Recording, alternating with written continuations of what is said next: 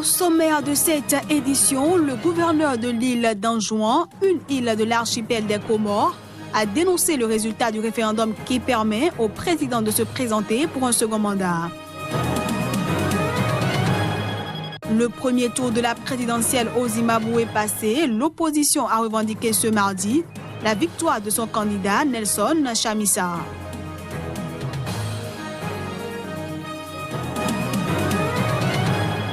Et puis, alors que la Côte d'Ivoire connaît une campagne cacaoyère 2018 difficile, les acteurs du secteur se réorganisent pour réduire les coûts d'exploitation et être plus compétitifs.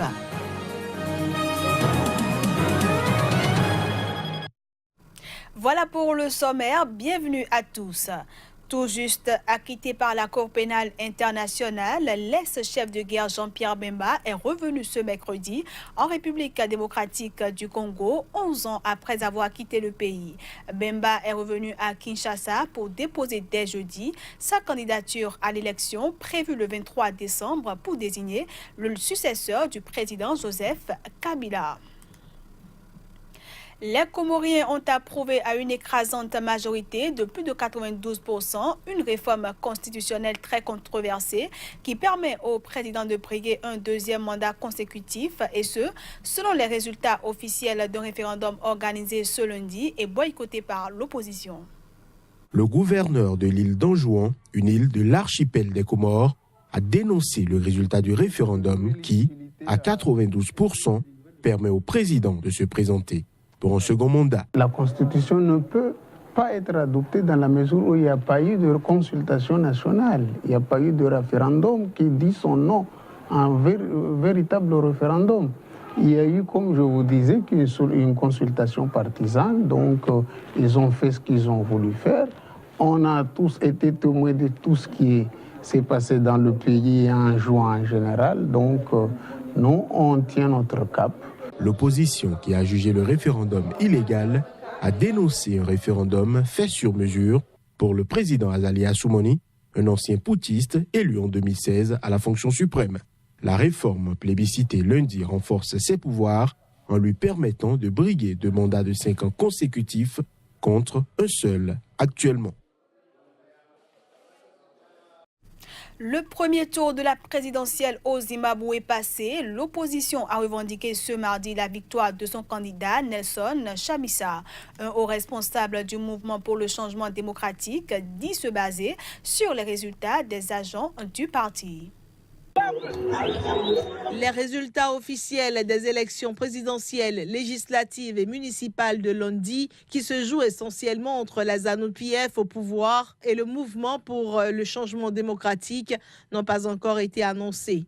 Ce retard alimente dans l'opposition des soupçons d'interférence du camp gouvernemental dans le processus électoral.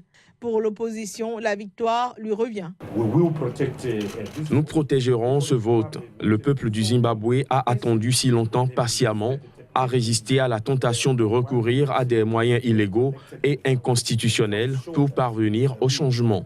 Nous avons gagné les élections, nous avons recueilli les résultats. Les résultats montrent que nous avons gagné. Nous osons maintenant, nous demandons et poussons la commission électorale à annoncer les résultats. De son côté, le président Mnangagwa s'est dit confiant de remporter les premières élections depuis la chute du père de l'indépendance, Robert Mugabe. Les premiers résultats étaient attendus mardi et les résultats complets d'ici au 4 août. Si aucun candidat n'obtient la majorité absolue des suffrages au premier tour, un second tour sera organisé le 8 septembre. Le président Faure Gnassingbé, qui accueillait le 53e sommet de la CEDEAO chez lui au Togo, a cédé ce mardi la présidence annuelle de la CEDEAO au président nigérien Muhammadu Buhari. Ce 53e sommet de la CEDEAO aura surtout été marqué par la question de la crise sociopolitique au Togo. À ce niveau, plusieurs annonces ont été faites comme la tenue des élections législatives le 20 décembre, la limitation du mandat présidentiel à 2, une élection présidentielle à 2 tours ou encore la révision intégrale du fichier électoral et la recomposition des membres de la Cour constitutionnelle. En Centrafrique, Maître Crépin Mboli Kumba a présenté son ouvrage sur l'histoire récente de la République centrafricaine. Dans cet ouvrage de 200 pages, il porte un regard critique sur les 10 dernières années de pouvoir en Centrafrique. La République centrafricaine et les récifs, c'est le titre du livre écrit par l'avocat centrafricain, président fondateur du parti politique Patrie. Dans cet ouvrage de près de 200 pages, édité par l'Harmattan, l'ancien ministre d'État porte un regard critique sur les 10 dernières années de pouvoir en République centrafricaine. J'ai été le premier surpris, je dois le concéder ici, surpris par toutes les interprétations qu'il y a eu au sujet de ce livre-là. Certains ne l'ont certainement pas lu, d'autres l'ont fait, et je suis persuadé qu'une bonne part de ce buzz, si je puis m'exprimer ainsi, est due aux différents extraits qui ont été publiés sur le net. Maître Mboli Kumba ne se contente pas seulement de dénoncer les dérives d'un passé récent et de se présenter en pourfendeur de l'injustice et de la corruption. Il propose aussi des pistes de solutions pour que la rupture devienne une réalité dans la société centrafricaine. Quand on choisit d'être historien du contemporain, vous savez que l'histoire contemporaine, c'est comme le kaléidoscope qui a plusieurs faces. Et vous présentez une face, d'autres nécessairement qui disposent de l'autre face ne sont pas d'accord avec vous. Mais il faut l'assumer. Ce qui manque dans notre pays, c'est le débat de fond. Même quand on n'est pas d'accord, il faut discuter. Il faut qu'il y ait la contradiction motrice pour que notre pays progresse. Parce que c'est la contradiction motrice qui est le fondement d'une nation. Lors de ce café littéraire organisé dans un grand hôtel de Bangui, Maître Mboli Kumba, l'auteur de La République centrafricaine et les récifs, a dédicacé son ouvrage à plusieurs personnes venues échanger avec lui. Premier producteur mondial de cacao, la Côte d'Ivoire connaît une campagne cacaoyère 2018 difficile. Les acteurs du secteur se réorganisent. Un collectif d'exploitateurs nationaux de cacao a été mis en place en Côte d'Ivoire pour réduire les coûts d'exploitation et être plus compétitif. Pouvoir rivaliser avec les multinationales du secteur cacao, c'est le principal objectif que se donne le collectif des exportateurs nationaux de cacao de Côte d'Ivoire, CENCC. Ce nouveau creuset comprend 12 exportateurs sur les 21 que compte la Côte d'Ivoire. Le CENCC veut exporter d'ici à la fin de la campagne en septembre 350 000 tonnes de cacao. Au moins 185 milliards de francs CFA ont été perdus par la Côte d'Ivoire dans la mauvaise gestion de sa filière cacao pendant la saison 2016-2017, selon un rapport d'Audi. Plus de 200 000 tonnes de cacao s'étaient retrouvées invendues sur une production totale annuelle de 2 millions de tonnes.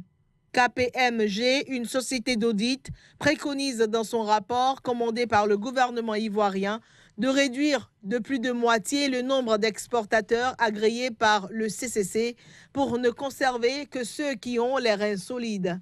La société d'audit recommande aussi de clarifier la gestion de la filière cacao, décrite comme opaque par de nombreux experts. Le cacao est stratégique pour la Côte d'Ivoire, qui en est le premier producteur mondial avec 40% du marché. L'or brun représente 10% du PIB ivoirien, 40% des recettes d'exportation et fait vivre un sixième de la population ivoirienne, soit 4 millions de personnes, selon la Banque mondiale. Explosion ce mardi d'une camionnette à un point de contrôle de l'armée dans le sud des Philippines où opèrent des groupes islamistes. 10 personnes, parmi lesquelles des militaires et des civils, y ont péri. La déflagration est survenue peu après l'aube, lorsque des militaires et des membres d'une milice pro-gouvernementale ont intercepté une camionnette. C'était alors qu'ils se préparaient à l'inspecter à un point de contrôle à l'extérieur de la localité de Lamitan. Les forces gouvernementales avaient été placées en état d'alerte après avoir reçu des informations selon lesquelles des groupes armés envisageaient de poser des bombes artisanales en différents endroits de l'île. Un soldat, 5 miliciens et 4 civils ont été tués, selon le porte-parole de l'armée philippine, Edgar Arevalo. L'attentat a été revendiqué par le groupe djihadiste État islamique, dont l'organe de propagande, AMAC, a affirmé qu'une attaque suicide a tué environ 15 membres de l'armée des Philippines à la mi-temps. Le porte-parole du président Rodrigo Duterte a condamné l'attentat, parlant d'un crime de guerre visant a priori les civils. Abu Sayyaf est une ramification extrémiste de l'insurrection séparatiste musulmane qui a fait plus de 150 morts depuis les années 1970 dans le sud de cet archipel. Il a été créé dans les années 1990 grâce au financement d'un membre de la famille du chef d'Al-Qaïda, Oussama Ben Laden. Et puis, déclenchée depuis avril, la crise au Nicaragua n'a pas cessé de prendre de l'ampleur. La plupart des personnes fuyant les violences se sont réfugiées au Costa Rica. À en croire l'ONU, au moins 23 000 personnes ont cherché à obtenir l'asile. Les précisions. Depuis le mois d'avril, le nombre de demandes d'asile déposées par les Nicaraguayens au Costa Rica et dans d'autres pays a augmenté de façon exponentielle. Selon le Haut Commissariat aux réfugiés, le Costa Rica a reçu la plupart des demandes d'asile, mais le Panama, le Mexique et les États-Unis ont aussi enregistré une tendance à la hausse durant cette période.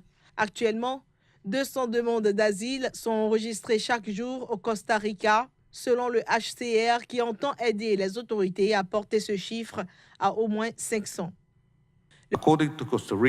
Selon les autorités costariciennes, près de 8 000 demandes d'asile présentées par des ressortissants nicaraguayens ont été enregistrées depuis avril et quelques 15 000 autres ont reçu des rendez-vous pour un enregistrement ultérieur, les capacités nationales de traitement étant saturées. Le HCR, le Haut Commissariat des Nations Unies pour les réfugiés, appelle à la solidarité internationale et au soutien au Costa Rica et aux autres pays accueillant des réfugiés et demandeurs d'asile nicaraguayens, alors que des milliers de Nicaraguayens fuient les tensions politiques croissantes, la violence et de graves violations des droits de l'homme dans leur pays. Le Nicaragua est en proie depuis le 18 avril à un mouvement de contestation antigouvernementale durement réprimé qui a fait plus de 300 morts et 2000 blessés selon plusieurs organisations de droits de l'homme. Ainsi prend fin cette édition que je vous remercie d'avoir suivi.